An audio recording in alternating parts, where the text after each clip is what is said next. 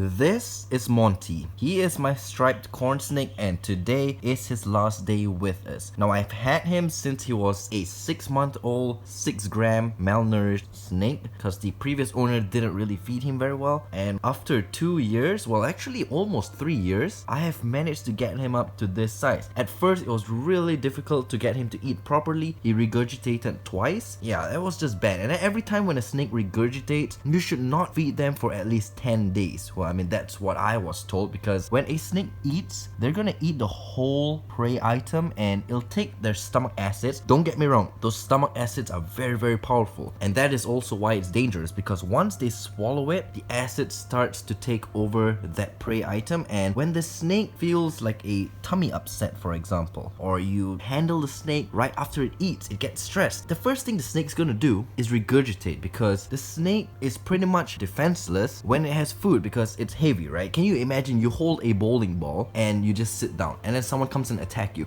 What's the first thing that you do? Okay, maybe the bowling ball example is a little bit off, but That's one example, because the food that they eat is very large. I mean, of course you don't go and give them very large meals, but it's still pretty large that it'll take space in their stomach. The first thing they're gonna do is regurgitate that so they can escape. And the bad thing is, when they regurgitate that food, now I did not disturb him after he ate. I'm not sure what his past history was with the previous owner, so maybe he was already very stressed, and that was bad, because when a snake has its food in the stomach, you know, right, the stomach acid's already starting to decompose that food.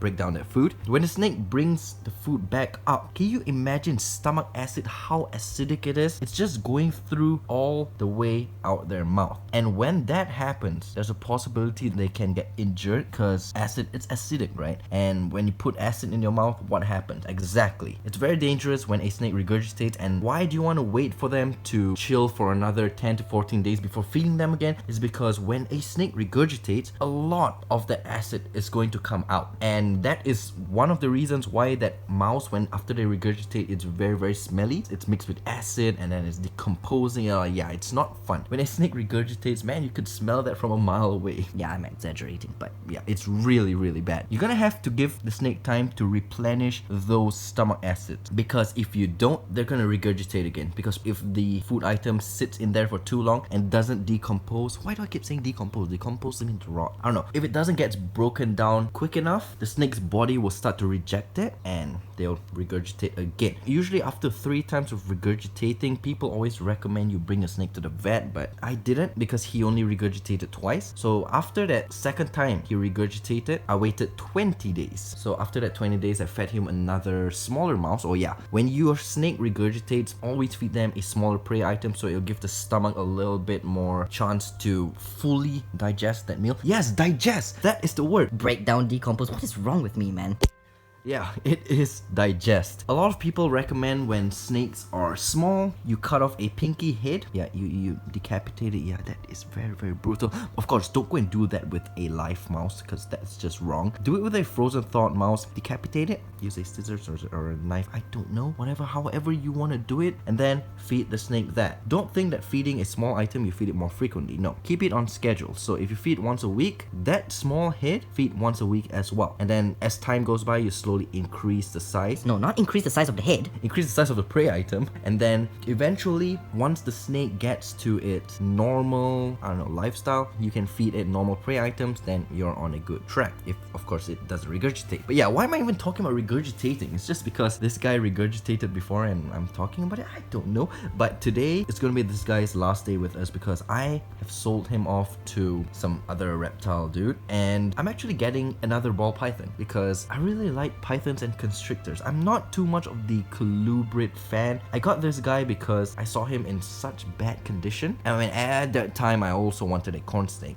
Well, I think I did a pretty good job raising this guy till today. It's been a long journey with this guy. He has never bitten me. I can just bring him around and he is not bolting at me at all. He's just chill, just going super slow, and yeah, let's see his head. He is a striped corn snake, by the way, if I did not mention, because I mean, obviously, look at his body. There's orange and a darker orange stripe. Yeah, that is why they're called striped corn snakes. It was actually sold to me as an amel striped for some reason, but amels usually have reddish eyes, I believe. I can't quite confirm that because I'm not a very good guy when it comes to morphs. Yeah, I don't really understand how morphs work, to be honest. but my friend told me that amels have reddish eyes. Do correct me if I'm wrong. Post it in the comments. If I'm right, thumbs this video up.